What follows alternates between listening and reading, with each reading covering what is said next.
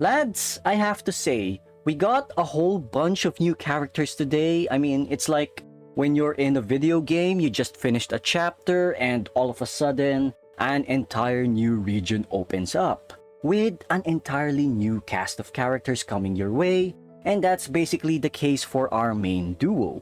We got Emma, who's basically Inori's main rival for the upcoming competition, and she's clearly a foil to everything we know about Inori.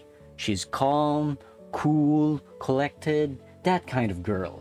And then there's Suzu-chan who, well, what exactly do we call her character archetype? I mean, she's definitely not a narcissist, but compared to the average kid, she definitely has higher than average confidence in herself, and that's all I can say really for Hikaru's rival, but not really for now.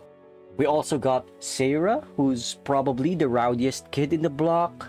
So rowdy in fact that this other kid is plotting to unalive Seira because Seira is unfortunately not very demure, not very mindful. And then there's Seira's friend who has the difficult task of taking Seira out of her misery whenever she's being rowdy. And unfortunately for us, we don't know her name yet, just like Seira's murderer-to-be.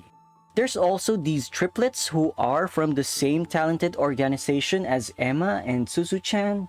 And speaking of their organization, we gotta talk a bit about Yudai-san, because this man, this gentleman of a man, is the one that gave our best coach the stitches for closing the wound that is Tsukasa's incapability of seeing his own merits as a person in the world of figure skating. And it's really nice that, relatively speaking, the figure skating community that Inori and Tsukasa has surrounded themselves with at the moment are actually good people, which is always good for everyone's well-being. And speaking of well-being, we started this episode with Inori wanting to show to Tsukasa that she can now land a double jump, only for us to take an entire episode to actually see that jump for real. And of course, it wouldn't be possible without Yudai-san's reassurance to Tsukasa that he's doing fine as a coach.